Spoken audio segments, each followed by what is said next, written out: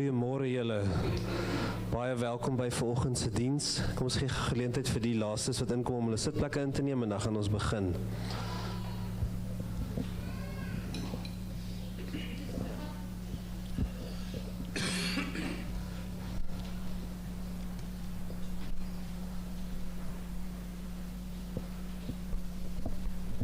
Kom ons sluit gou die oë. Almagtige Hemelse God en Vader, dankie vir die wonderlike voorreg om weer vanoggend in U naam te vergader. Dit is my gebed dat die voorsang, die boodskap wat daarop gaan volg, sal ons harte sal voorberei en mag dit aanneemlike lofoffer vir U wees. Amen.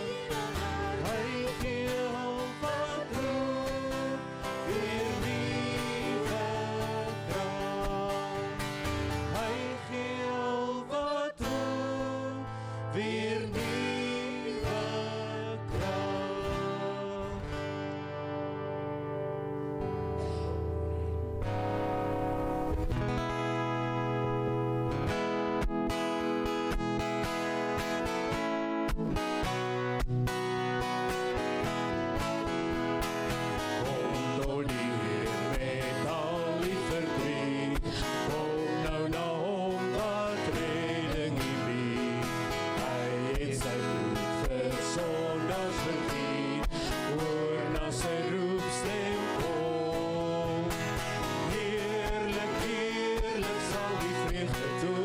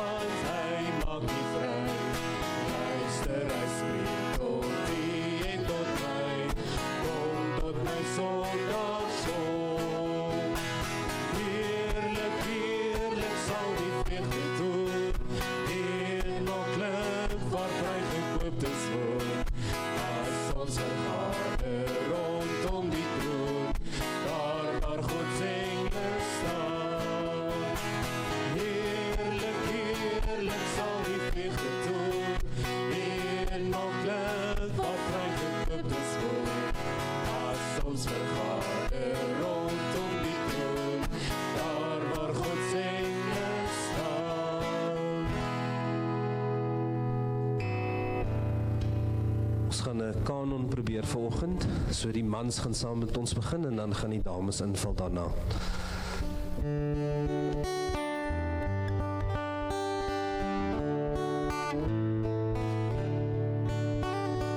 Kyk wat 'n liefde die Vader bewys het dat ons sy kinders kan wees. Kyk wat 'n liefde die Vader bewys het dat ons sy kinders kan wees. Ons weet dat ons hom sal sien soos hy is. Ons weet dat ons hom sal sien soos hy is. Kyk wat 'n liefde die Vader bewys het dat ons sy kinders kan wees. Kyk wat 'n liefde die Vader bewys het dat ons sy kinders kan wees.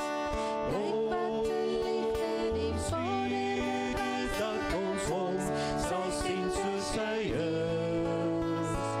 Ons weet dat ons hom sal sien soos hy is. Kyk wat 'n liefde die Vader bewys het dat ons sy kinders kan wees. Kyk wat 'n liefde die Vader bewys het dat ons sy kinders kan wees. Ons weet dat ons hom sal sien soos hy is. Ons weet dat ons hom sal sien soos hy is. Kyk wat 'n liefde die Vader bewys het dat ons sy kinders kan wees. Kyk wat 'n liefde die Vader bewys het dat ons sy kinders kan wees. Ons weet dat ons hom sal sien soos hy is. Ons weet dat ons hom sal sien soos hy is.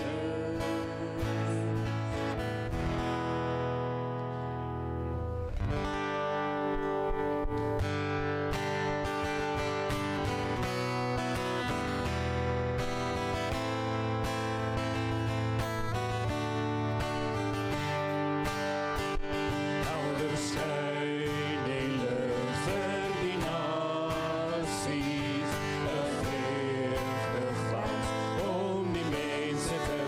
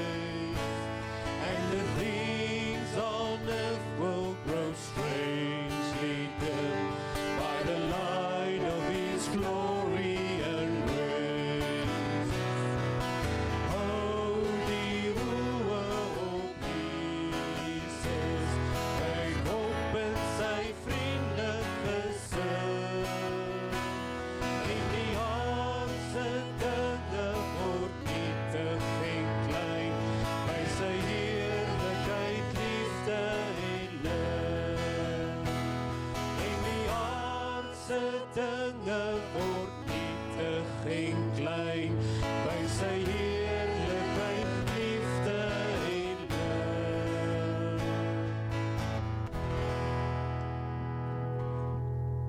Hartlike goeiemôre aan die almal.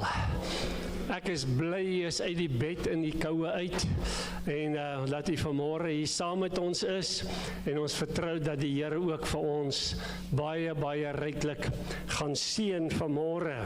Is hier vanmôre iemand wat vir die heel eerste keer saam met ons in die gemeente is? Steek net die hand op asseblief. Almal was al hier gewees. Goed. Baie welkom en mag die Here ons vanmôre seën. Onthou net, is nog vakansietyd, daar sal nou nie aanddiens wees en ook nie Bybelstudie Woensdag aand en ook nie mannebidduur nie. So neem net kennis, ons gee u kans om heeltemal gesond te word vir die volgende semester wat vol program is en ons vertrou dat die Here ons gaan seën met sy woord. Nou ja, ons het 'n hele Janko Snyman verjaar vandag saam met Jacques Diedriks, baie geluk. Mag die Here vir julle baie ryklik seën. Môre is dit Nelita wat verjaar saam met Jacques Fourie, baie geluk. En dan is dit ook Sonja Skuman, die driede, baie geluk. En mag die Here vir julle almal ryklik seën. Mag dit 'n mooi en 'n wonderlike jaar wees en mag julle net die teenwoordigheid van die Here ervaar. Nou, ons het geen kinderverjaarsdag nie, tensy u ons wil reghelp, is ons gereed om dit te wys. Maar daar's 'n hele klompie datums wat jy net kan kennis neem en dan is daar 'n hele klompie gebedsversoeke wat daar is vir mense wat siek is, mense wat werklik waar ons gebede nodig het, dat jy en ek wat ons hulle sal dra in die gebed en ons weet dat hulle beleef dit wanneer mens vir hulle bid. Ook ons algemene gebedsversoeke vra ons dat u tog ook daarvoor in besonder sal bid. En dan het ons ook die bankbesonderhede daar en ons vertrou u sal ook getrou wees met u bydrae en tiende, soos die Here u seën. En dan agter op die blaadjie is dit die vrouekamp en die mannekamp en ons as u wil kan gaan of sodoende kan u dan net daarso bespreek. Nou ja, vriende, ons gaan nou lied sing en dan gaan ons die kollekte opneem, maar voor ons dit gaan doen, maak net eers u hart stil en dan gaan ons net saam bid.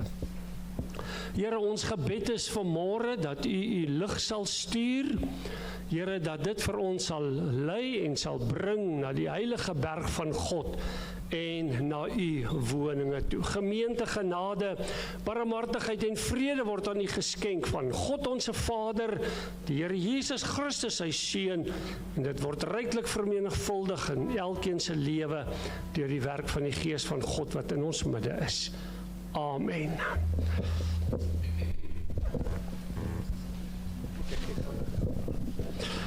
Ekskuus, ek gaan net gou sê, ek wou dit net nou sê, maar Christof sê ek moet dit nou doen en hy's kerkraad, so ek moet dit doen asseblief.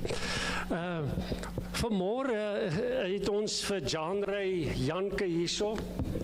Janrey is 'n lid van ons gemeente. Die Here het wonderlik gewerk in sy lewe. Hy het my nou 'n bietjie baie meer vertel wat gebeur het in sy lewe en hoe dat dit gebeur het die afgelope week.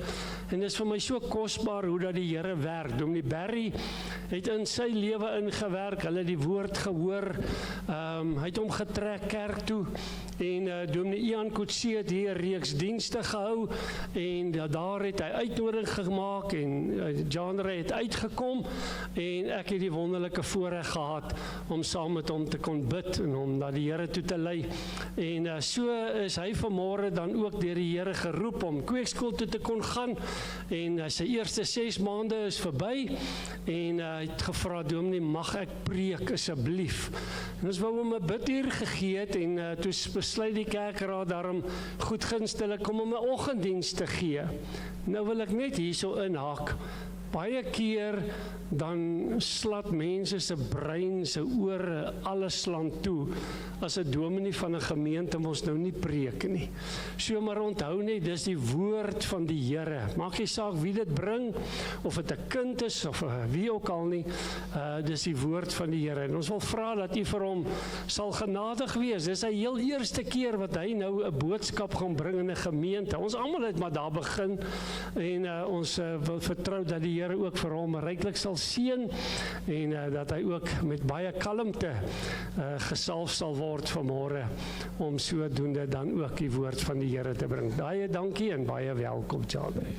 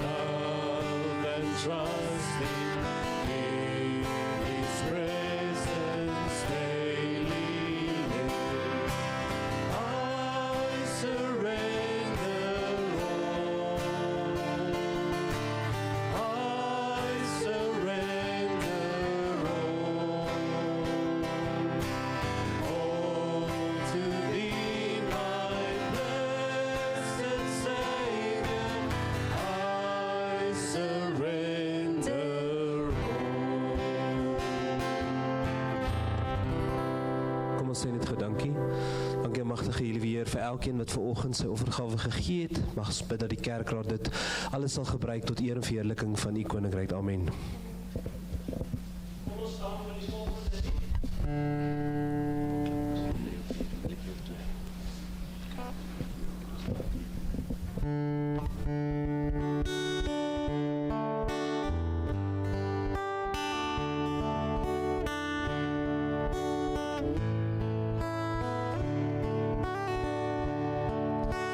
Groot my hart en toen my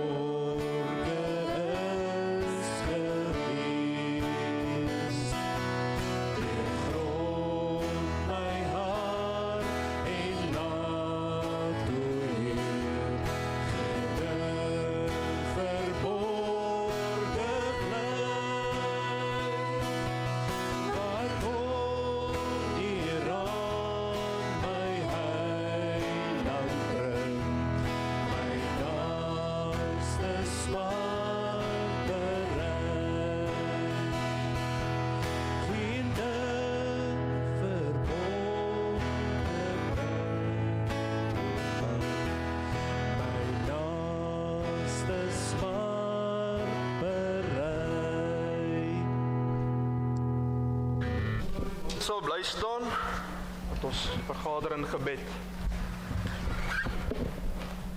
Here, ek buig my hoof vanmôre voor U.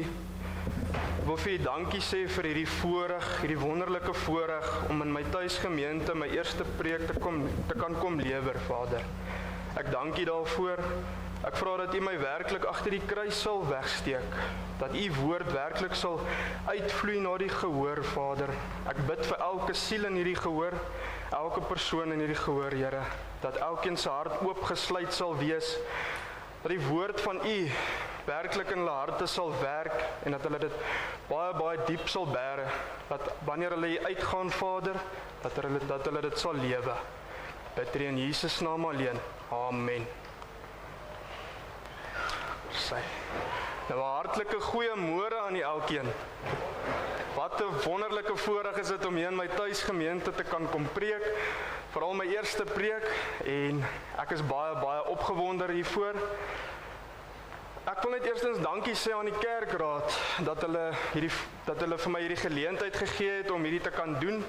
Dit is so wonderlik en 'n baie, baie groot voorreg om die woord van die Here vir julle te kan kom lewer.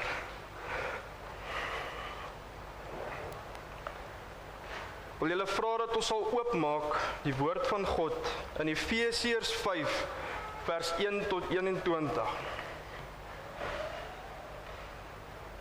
Efesiërs 5 vers 1 tot 21.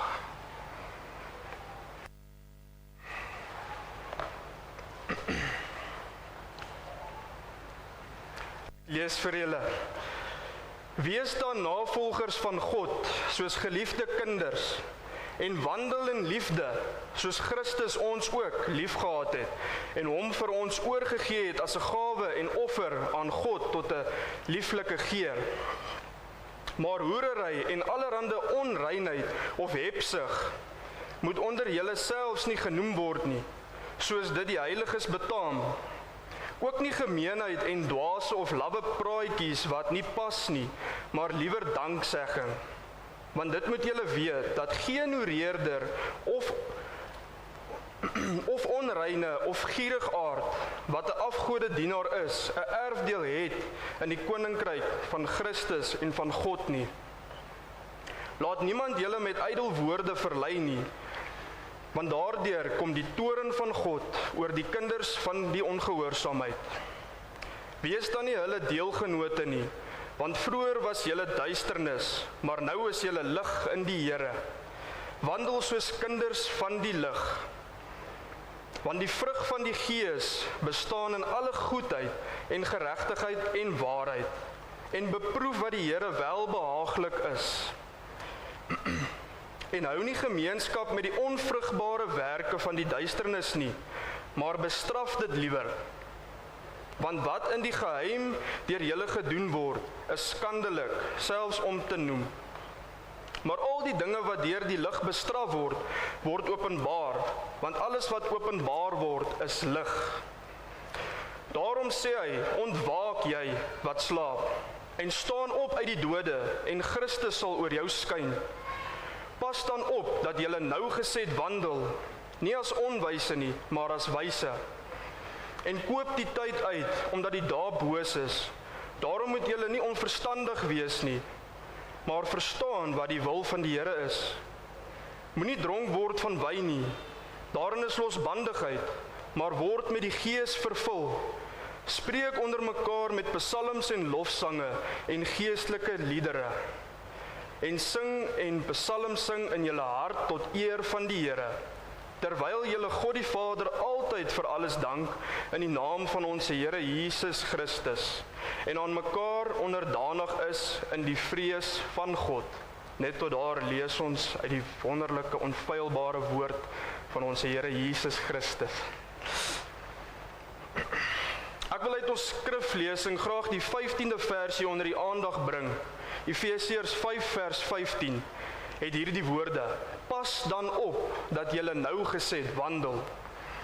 As 'n mens hierdie twee hoofstukke sou saamlees, hoofstuk 4 en hoofstuk 5, dan kry jy die woordjie wandel 7 keer in daardie twee hoofstukke.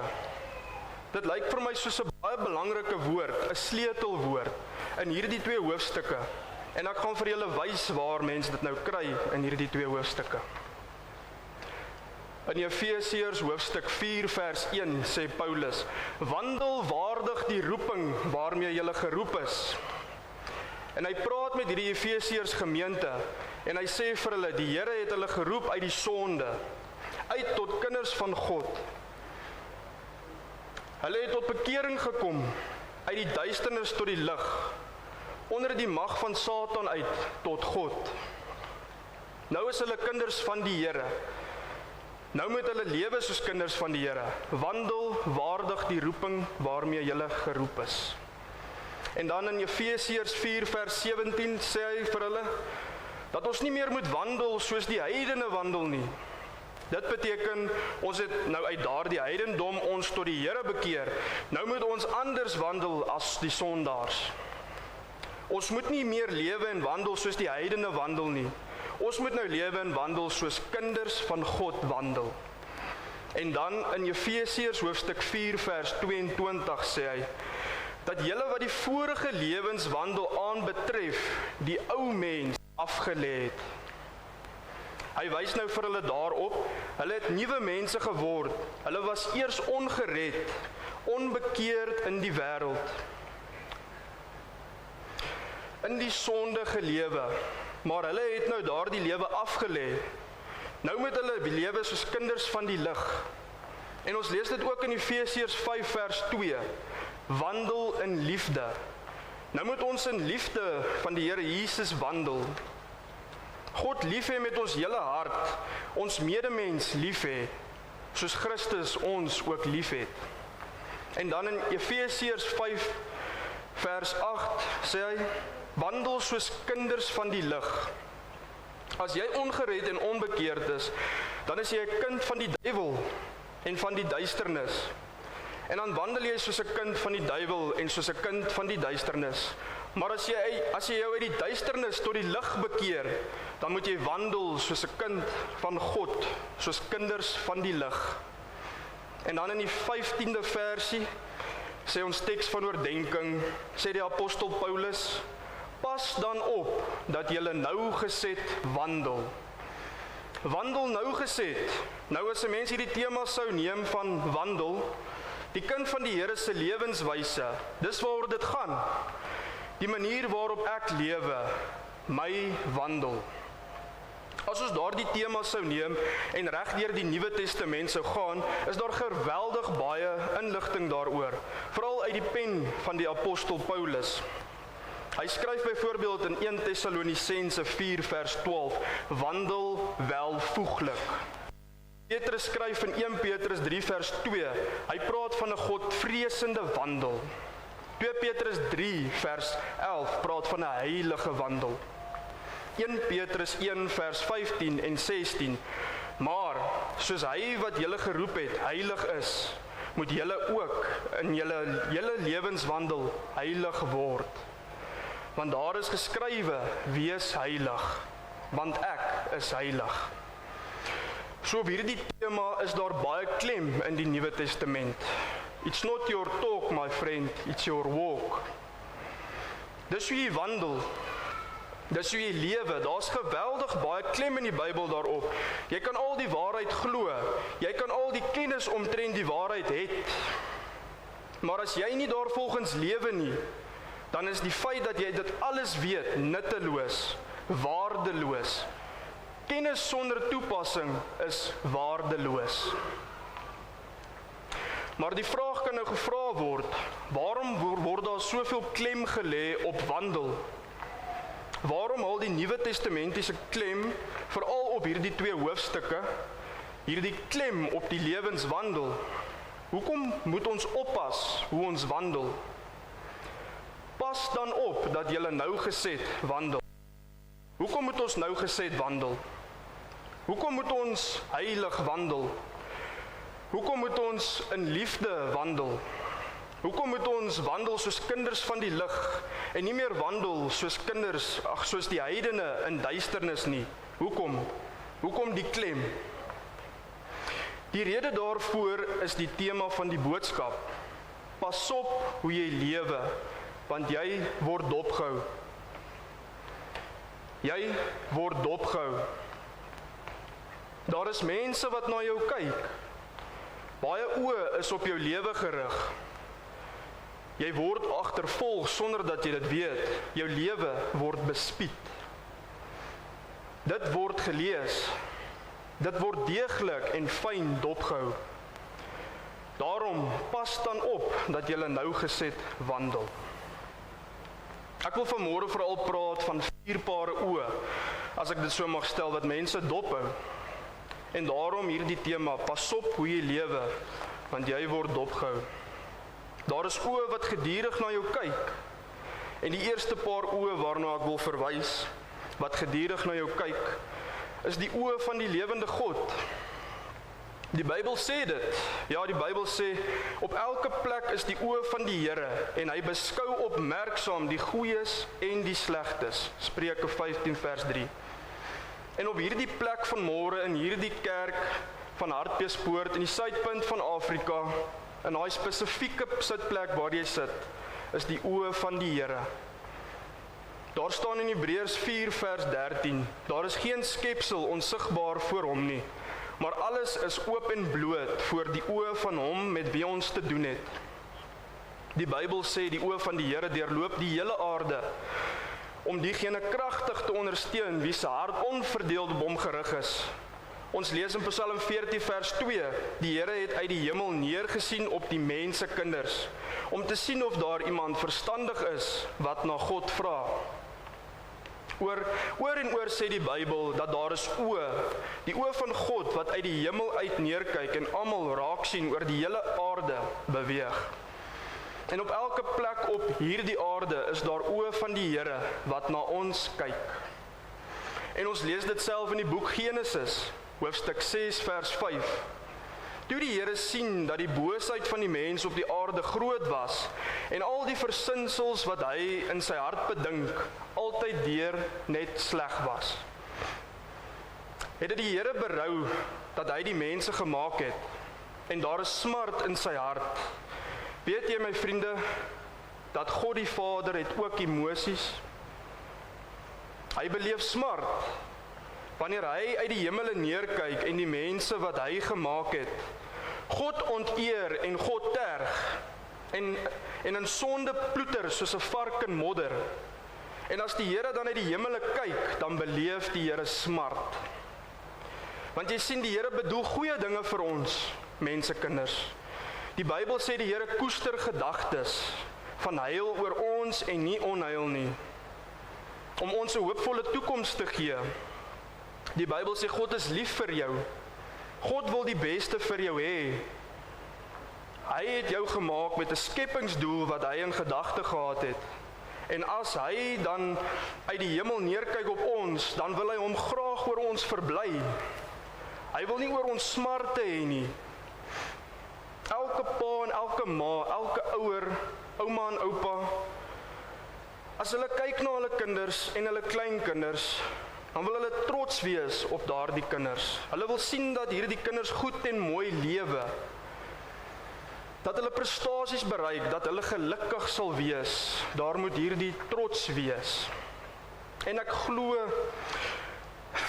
dit uit 'n en uit dit glo ek trots in 'n heilige sin in die hart van die Here. Toe die Here God vir die Satan naderroep en vra, waar kom jy vandaan, in Job hoofstuk 1? En hy sê, van 'n swerftog oor die hele aarde, en die Here vra vir hom, vers 8, het jy ag gegee op my knegt Job? Het jy gekyk hoe leef daai man? Daar staan die Here, sê vir hom, want daar is niemand op aarde soos hy nie, 'n man vroom en opreg, Godvreesend, en wat afwyk van die kwaad. Ek vra jou, watter emosie dink jy het die Here God belewe, toe hy vir die Satan sê, het jy gekyk hoe leef daai man? Godvreesend. As God neerkyk op mense, en hy sien elke mens, beleef hy, glo ek, sekere emosies. Sommige het die Here smart oor jou lewenswyse, ander is die Here bly oor. Die Here verbly hom oor ons, oor hulle wat soos Job lewe. Hoe leef jy? Want God kyk vir jou, God sien waar ons nie sien nie. Die Here het Henog gesien, hy het met God gaan wandel. Die Here het Noag gesien, Noag het met God gewandel. Wat sê die Here as hy vir jou sien? Maar ek wil ook vanmôre vir jou sê, as die Here jou uit die hemele neersien, dan is hy gewillig om jou te help. Hy kyk na jou om jou te help. Sy oë is op jou om jou te ontmoet. Glo dit, my vriende. Die Here kyk nie net na jou om jou te verdoem nie, om jou te veroordeel nie, want hy is 'n God van liefde. Alhoewel hy hierdie emosie van pyn en hartseer en smart oor jou lewe mag ervaar, kyk hy ook na jou om jou te help uit daardie omstandighede. Daar staan in 2 Kronieke 6 vers 19, die oë van die Here deurloop die hele aarde om diegene kragtig te ondersteun wie se hart op hom gerig is. Hy wil jou ondersteun. Die Here God wil vir jou help. Die Here wil jou in jou omstandighede help wat vir jou moeilik is. Uit jou sonde help, uit jou lewensomstandighede wat tot oneer van sy naam is. Hy sê, roep my aan en ek sal jou antwoord en jou bekend maak aan groot en ondeurgrondelike dinge wat jy nie geweet het nie. Die Here se oë is op jou om jou te help. Wees nie bevrees nie, sê Jesaja 41 vers 10, want ek is met jou. Kyk nie angstig rond nie, want ek is jou God. Ook versterk ek jou, ook help ek jou met my reddende regterhand. As hier vanmôre mense is en jy is skaam oor die feit dat God se oë jou sien, skaam oor jou onheiligheid dalk, oor die manier waarop jy lewe, oor hoe jy praat, jou gesindheid, oor jou sonde, dan wil ek vir u sê, die Here God kyk vanmôre na jou, om jou uit te haal uit daai sonde, om jou te was in die bloed van sy seun Jesus Christus. Sy oë is op jou. Ek lees van die verlore seun, dat hy terugkom, en daar staan in die Bybel, en toe hy nog ver was, het sy vader hom gesien. En al is 'n mens nog ver van God, verdwaal in jou sonde, in jou onheiligheid, dan sê die Bybel, die Vader het hom gesien. Maar daar was 'n beweging. Hy het aangekom, hy het nader gekom. En terwyl hy nader kom, het die Vader hom gesien. En die Bybel vertel my dat hier die Vader het opgestaan, opgewonde en gehardloop, hom tegemoet gehardloop. En dit is een van die dinge wat 'n vader nie in die Ou Testamentiese bedeling gedoen het nie. Hulle het nie gehardloop nie, want hulle klere was lank. Die klere wat hulle gedra het was lank. En as jy hardloop, moet jy daai klere optrek. Moet jy die klere optrek, dat jy kan hardloop. En dit was nie betaamlik vir 'n man om sy bene te ontbloot in die Bybelse tye nie. En die feit dat hierdie ou vader gehardloop het en nie omgegee het nie, dat hy sy seun net weer kan terugkry. Dis soos God die Vader kyk, toe hy nog ver was. God kyk vanmôre vir jou. Sal jy kom uit jou sonde, uit jou onheiligheid? Hy wil jou reinig, hy wil jou red as jy nie gered is nie.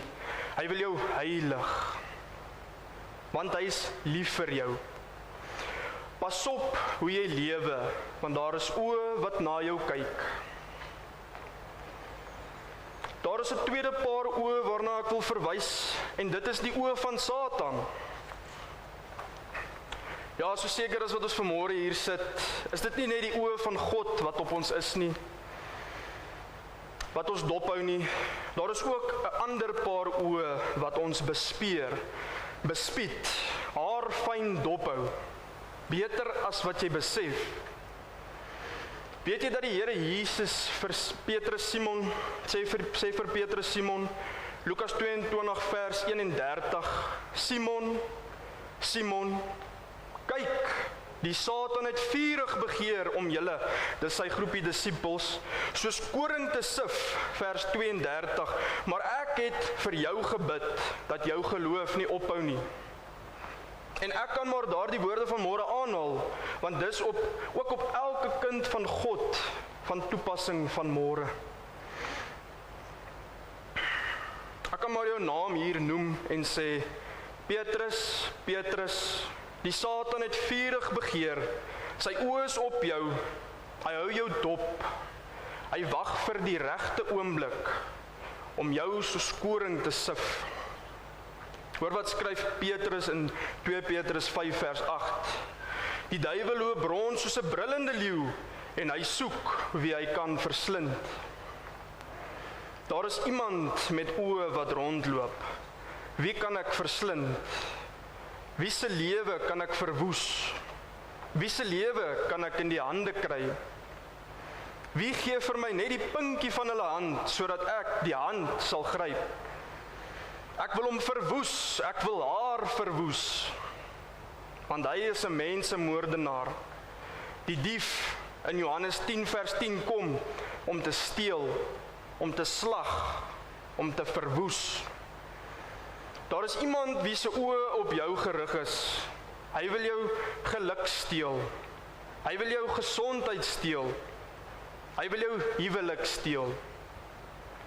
Hy wil die verhoudinge waarin jy gelukkig is, vernietig. Hy wil daardie geluk steel. Hy wil jou voorspoed steel. Hy wil die seëninge waarmee God jou wil seën, van jou weerhou en wegneem. Hy wil dit van jou steel. Ja, die Here Jesus het gekom dat jy lewe en oorvloed van lewe kan hê. Maar die Satan het gekom om te steel en te slag en te verwoes. Ek lees in 2 Timoteus 2 vers 26 van mense wat in die stryk van die duiwel gevang is om sy wil te doen. Dit sê dat die duiwel het strikke. Julle weet mos wat strikke. Daar is wildstrikke wat in die bosveld gespan word, vir wild om in te loop, ongesiens. En dan trek daai strikke vas of om hulle nekke, of om hulle bene, en hulle verwrig die diere en so aan. Daar is strikke wat gestel word. Daar is 'n wet van die duiwel, vang strikke.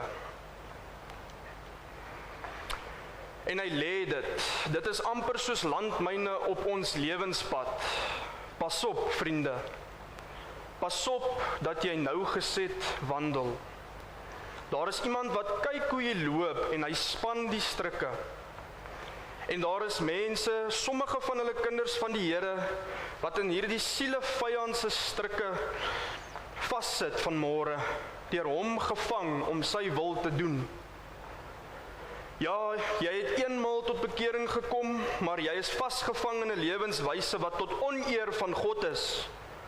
Vir Dawid het hy die stryk van Batseba gestel, en Dawid het in hierdie stryk ingetrap en was gevang. En vir meer as 'n jaar het Dawid daarin gelewe, sonder om met God reg te maak, was hy deur die duiwel gevang om sy wil te doen. Weet jy, my liewe broers en susters, in die Ou Testament kry ons hierdie opmerking wat sê, die sonde lê en loer, en sy begeerte is na jou. Die sonde loer, 'n mens loer met oë, weet jy? Die sonde lê en loer, daar is die duiwel wat na jou kyk, en sy aas is die sonde, en sy begeerte is na jou. Hy loop rond soos 'n brullende leeu, en hy gooi die strikke uit, die aas, en kyk of hy jou sal vang. Terwyl ek vir u gesê het dat die Here God het die beste bedoelings met jou lewe, hy koester gedagtes van heil oor jou, moet ek vir u sê, die sielevyand het die slegste bedoelings met jou lewe. Hy sal jou onrein maak, gee hom net kans. Hulle vertel van 'n Amerikaanse jaggeselskap wat in die woude van Suid-Amerika gaan jag het, en hulle kampe daar opgeslaan het, dik beboste, bewoudige gebiede. En daar was hierdie Amerikaanse pygmees wat in daardie bosse gebly het. Jy sien, hulle het nie sommer met die oog raak nie. Hulle skuil agter hierdie bome en blare. Hulle is rats, hulle beweeg tussen die takke soos ape. En as hulle kampe daar opslaan, dan moet hulle altyd iemand by die kamp los. Want daardie pygmees slaan op die kampe toe en dan steel hulle alles wat hulle kry. Maar een van hierdie jaggeselskap het dit nie geglo nie. En hulle het hulle kampe opgeslaan en toe is hulle weg om te gaan jag. En toe hulle terugkom, toe is hulle rot en kaal besteel. Daar was pygmees wat tussen daardie bome en takke gebly het en gekyk het na elke beweging wat hulle maak. Hierdie pygmees is nie raak gesien nie. Hulle is kleinerige mense ook. Maar hulle het dopgehou. Hulle het gekyk. En toe hulle sien al die manne is weg, toe het hulle toegeslaan. Ek wil vanmôre vir jou sê, daar is oë wat na jou kyk. Hulle wag dat jy geestelik koud word, afkoel, lou word. Hulle wag net dat jy jou stilte tyd en jou toewyding aan die Here verwaarloos. Hulle wag. Hulle kyk. Hulle wil toeslaan. Jy weet, as 'n ketel kook en hy is warm, dan sit die vlee nie op hom nie. Maar as daai ketel koud geword het, kom sit die vlee op die ketel want hy's koud. So is dit met die duiwel en sy strikke en die sonde. As ek kook vir die Here, as ek aan die brand is vir die Here, is dit soveel moeiliker vir die duiwel om sy greep en sy hande op my te kry.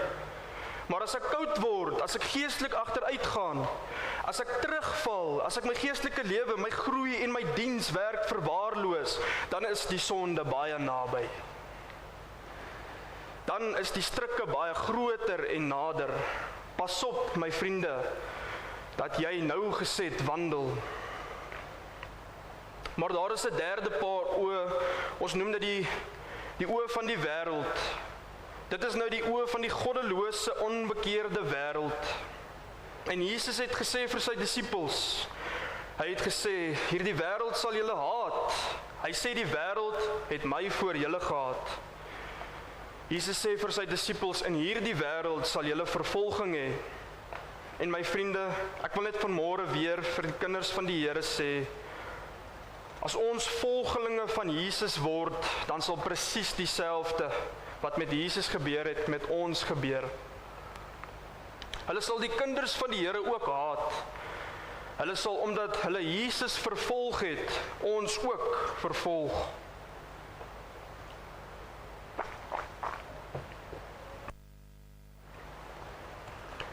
Jy moet nie dink dat die wêreldlinge wil die kinders van die Here hand om die lyf mee loop nie.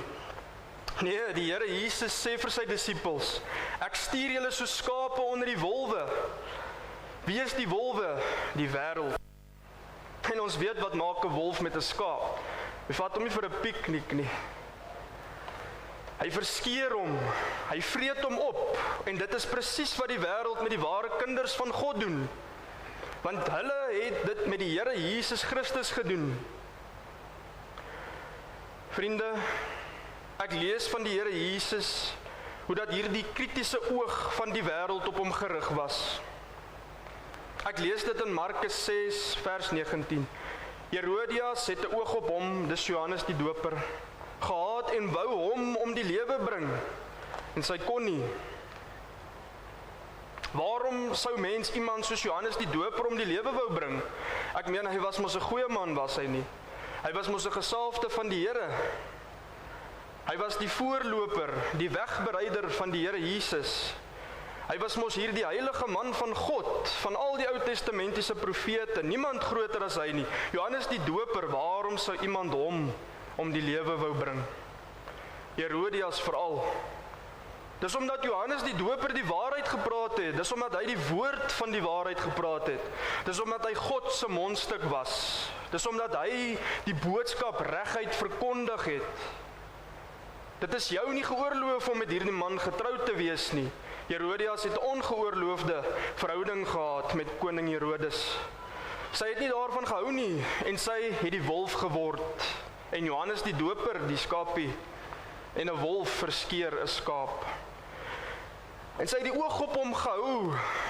Daar was oë op hom gerig. Sy het gekyk. Die regte kans om toe te slaan, die regte geleentheid om toe te slaan. En uiteindelik het sy haar sin gekry en Johannes die Doper is onthoof, my vriende. Ek wil nou nie die hele verhaal vertel nie, maar dit het ook met die Here Jesus gebeur.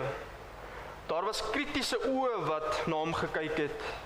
Ek lees vir jou in Lukas 11 vers 53. En toe Jesus dit aan hulle gesê het, begin die skrifgeleerdes en die fariseërs hom skerp in die oog hou. Vers 54 sê, om vir hom 'n stryk te stel.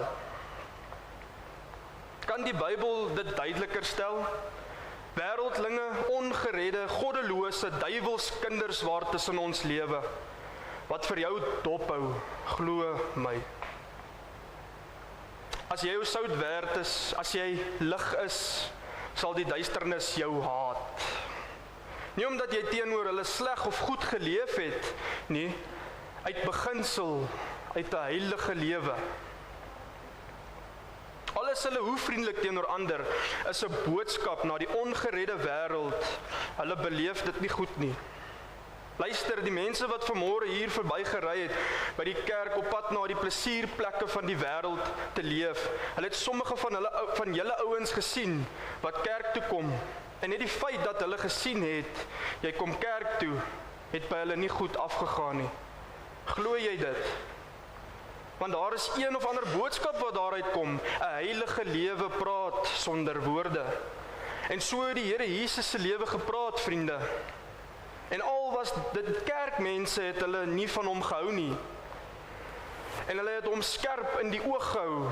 Hulle wou 'n stryk vir hom stel. Die wêreldlinge geniet dit om die kinders van die Here te sien struikel. Hulle wil elke fyn detail teen jou gebruik om jou naam in die modder te smeer. Dit gaan eintlik oor Christus, dit gaan oor sy kerk, dit gaan oor die standaarde van die Bybel. En die wêreldlinge geniet dit, want hulle is wolwe, wat skape wil verskeer. Ja, die ongeredde mens kyk na jou. Hulle soek rede om God se naam te belaster in jou lewe. Hulle kyk hoe jy optree, hulle kyk na jou gesindheid. Hulle sien of jy jou rekening betaal, en of jy dit nie betaal nie. Hulle sal dit uithaal. Hulle sal daarop vestig. Hulle sal vir ander mense sê, daardie man is so 'n kerkman, maar kyk net, sy rekeninge word nie betaal nie. Keelvol vir daai soort heiligheid. Pas op hoe jy lewe. Ja, ons het gesien hy word kwaad. Hy sê hy's 'n kind van die Here, maar ons het gehoor hoe hy vloek. Ons het gesien hoe verloor hy sy meer. Ons het gehoor hoe praat hy met sy vrou. Ons het gehoor hoe praat sy met haar man. Hoe praat daai kinders met hulle ouers? En jy weet, hulle is kerkmense. Pas op hoe jy lewe. Daar word strikke gestel vir jou en vir my. Dis waarom Petrus skryf in 1 Petrus 2 vers 12. Hou julle lewenswandel onder die heidene skoon. Luister, in hierdie wêreld moet daar nie dinge wees wat die wêreldlinge vir ons kan sê, hier leef ons verkeerd, daar doen ons dinge wat verkeerd is. Al waarop hulle ons kan aankla, is omdat ons lewe soos die woord. Ek lees van Daniël en hy is 'n pragtige mooi voorbeeld hiervan. In Daniël hoofstuk 6 vers 5 hierdie woorde. Toe het die ministers en die landvoogte gesoek om 'n grond vir aanklag teen Daniël te bevind met betrekking tot die regering. Maar hulle kon geen enkele grond vir aanklag of verkeerde handeling vind nie, omdat hy getrou was en geen nalatigheid of verkeerde handeling by hom te vind was nie. En vriende, dit lees ons meer en meer deur die boek van Daniël. Jy kan dit maar self gaan bestudeer. Daniël se leefwyse in 'n heidense land, onder 'n heidense regering. Luister, Daniël het onder heidense regerings gelewer. Hy het deur daai heidense koning aangestel besondere poste gekry in die regering. maar daar het hy so gelewe dat niemand kon enige iets sê of vind, wat 'n klap was op die Here se naam waarin hy geoortree het teen die regering van sy dag. Of iets gedoen het wat tot oneer van die Here was en oneer van sy naam as kind van God nie. En as gevolg daarvan het hulle gesê, as ons 'n grond van aanklag teen Daniël as sy lewe moet kry, dan moet ons dit in sy godsdiens kry, want hierdie man bid 3 maal 'n dag. Hy bid by sy kamer se oop venster in die rigting van Jerusalem. Ons moet 'n wet maak dat hy dit nie mag doen nie. Dan het ons 'n grond vir aanklag. Hulle gaan mislei die koning. Hulle sê hy moet 'n wet maak waarin mense 30 dae plus minus moet hulle niemand anders aanbid nie. En toe Daniël maar weer gaan om te gaan bid na hierdie wet gebaseer is, dan gryp hulle hom, hulle bring hom voor die koning en hulle gooi hom in die leeukuil. Julle ken die storie. Maar die Here God help vir Daniël. En ek wil net vir julle lees die invloed van 'n man wat dopgehou is en wat sleg behandel is. In vers 27 van Daniël 6 staan daar, dat deur Darius die koning sê, deur my word bevel gegee, dat hulle in die hele magsgebied van my koninkryk moet bewe en sidder voor die God van Daniël. Want hy is die lewende God en hy bestaan in ewigheid en sy koninkryk is een wat nie vernietig kan word nie en sy heerskappy duur tot die einde toe. Hy verlos en red en doen tekens en wonders in die hemel en op aarde. Hy wat Daniël uit die mag van die leeu's verlos het. En hier word 'n wêreldwye dekreet soort van uitgevaardig en verklaring gemaak. Almal in die magsgebied wat op die destyds bekende wêreld gewoon het, moet weet. Julle moet buig voor God, die God van Daniël. 'n man wat reg geleef het in 'n heidense land, in 'n heidense regering. Sê vir my, hoe leef jy in die samelewing? Ek vra nie hoe is jy as jy Sondag by die kerk is nie, want dan is julle almal sweet, julle is nice, dierbaar, mooi maniertjies. Maar as jy daar uitgaan, hoe leef jy? In die wêreldlinge, behaag jou standpunte, jou beskouings, jou lewenswyses, behaag dit God. Dis die toets, behaag dit die Here. Daar is oë wat na jou kyk, wat wag. Net die verkeerde stap en Satan sê, ek sal hom kry. Daar is 'n vierde, 'n laaste paar oë waarna ek wil verwys en dit is die oë van my mede-Christen. Ek bedoel die kinders van die Here. Ons kyk na mekaar, het jy geweet, die kinders van die Here, en daar is ouer kinders van die Here en jonger kinders van die Here. Daar is hulle wat jarelank op die pad is. Daar is van hulle wat onlangs tot bekering gekom het en nie lank op die pad is nie. En hierdie mense kyk almal na mekaar. En ons is veronderstel om mekaar lief te hê en ek glo ons het mekaar lief in die meeste opsigte. En ons kyk hoe leef die een en die ander. Paulus skryf in 1 Korintiërs 10 vers 22, wees geen oorsaak van struikeling nie. Ander moet nie oor my struikel nie. Gewoonlik struikel jy nooit oor die ouens wat agter jou is nie. Jy struikel oor die ouens wat voor jou is. Dit beteken die mense wat die verste geestelik gevorder het, die mense wat agter hulle is, kan oor hulle struikel. Jy sien, 'n ou wat ver geestelik gevorder het, struikel nie maklik oor 'n ou wat pas begin het in sy geestelike lewe nie. Jy verstaan, hè? Maar daar is mense wat na jou kyk en die Bybel sê, ons moet geen oorsaak van struikeling wees nie. Die oë van die kinders van die Here is ons. Paulus sê, wees my navolgers soos ek dit van Christus is. Wat bedoel hy? Kyk hoe ek lewe en leef jy soos ek. En ek sal jou help om in die spore van die Here Jesus te loop, want ek loop in Jesus se spore en jy moet in myne loop en dan volg jy die Here Jesus. Baie van ons verkies om te sê, moenie na my kyk, jy kyk na die Here. is ons nie besig om onsself te verskoon as ons dit sê nie.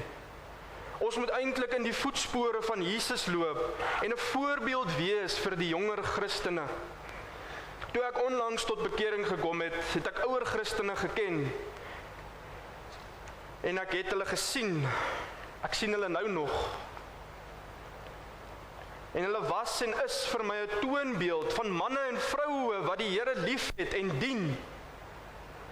Ek het nie die terme verstaan nie. Ek het nie geweet wat is heiligheid nie. Maar toe ek tot bekering gekom het, het ek mense gesien lewe. Ek het 'n gesindheid in hulle gesien. Ek het 'n liefde gesien vir die Here. En 'n liefde vir die woord. En ek het begeer om soos hulle te wees. Want hulle was vir my 'n voorbeeld.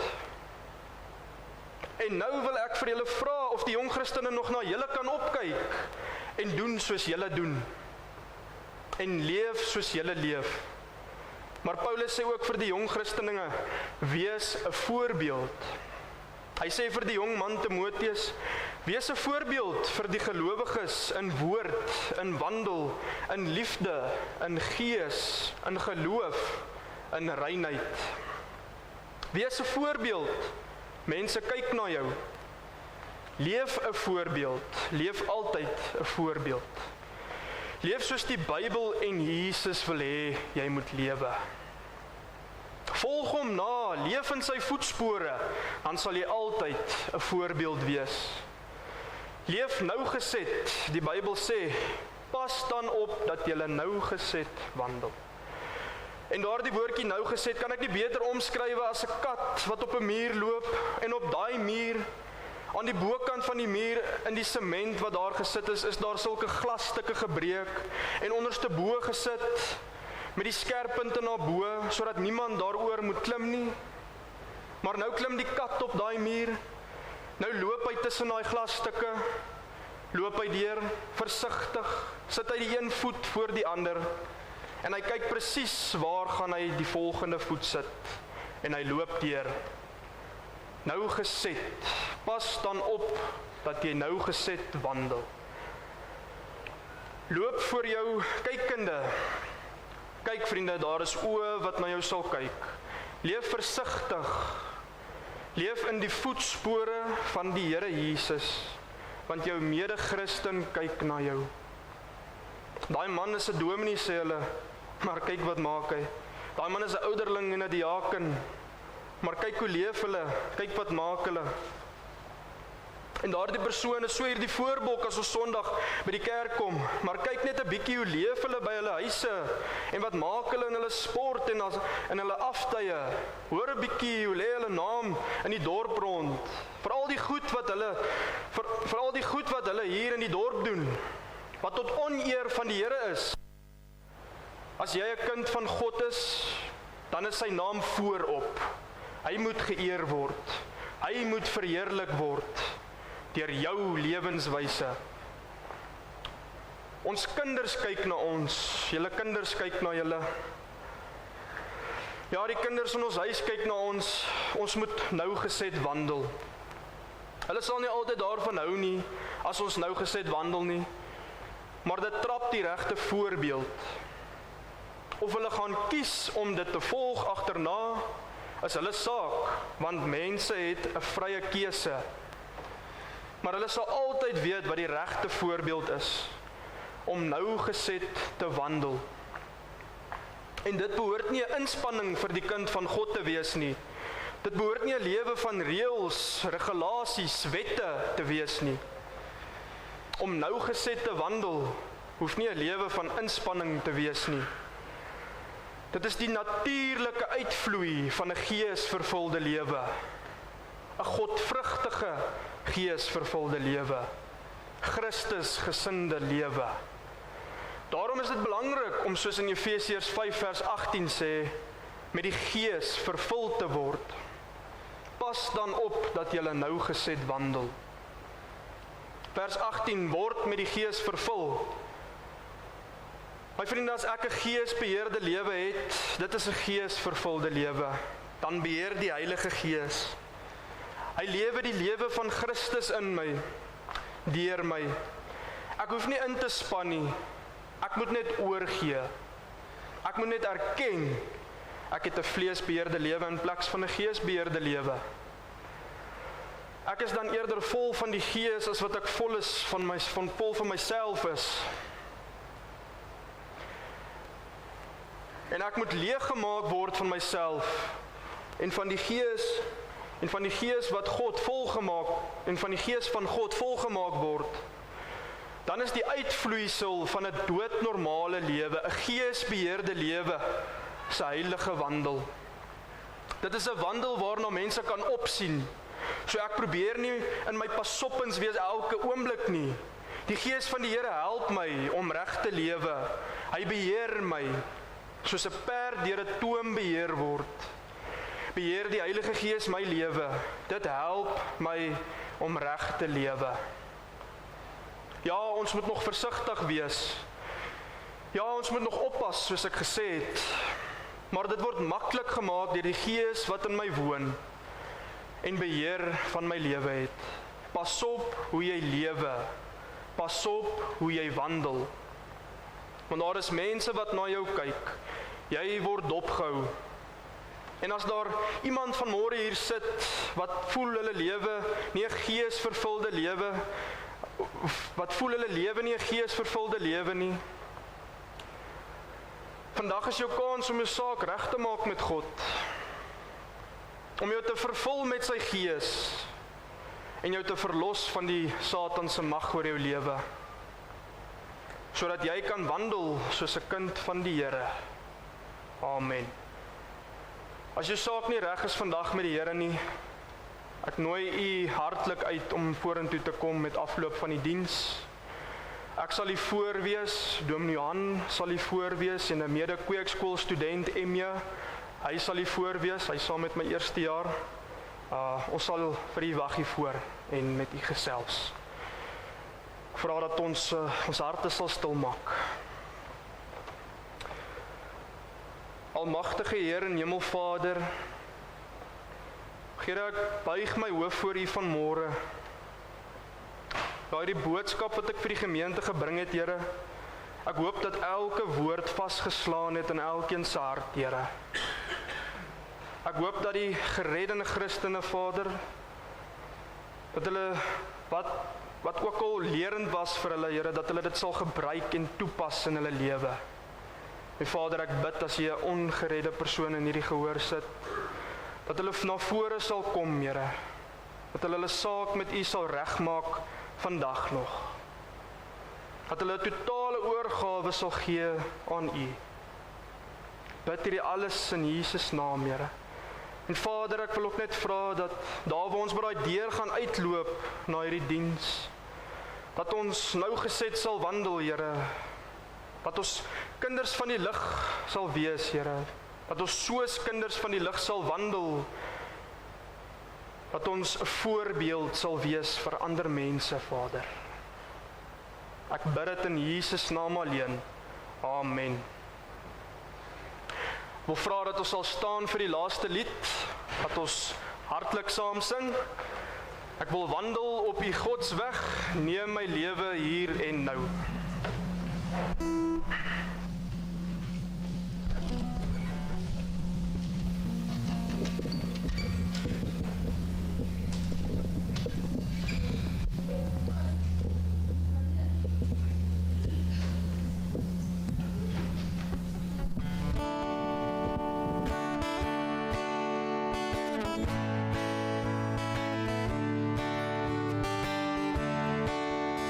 Ek wil wandel op die Godsweg.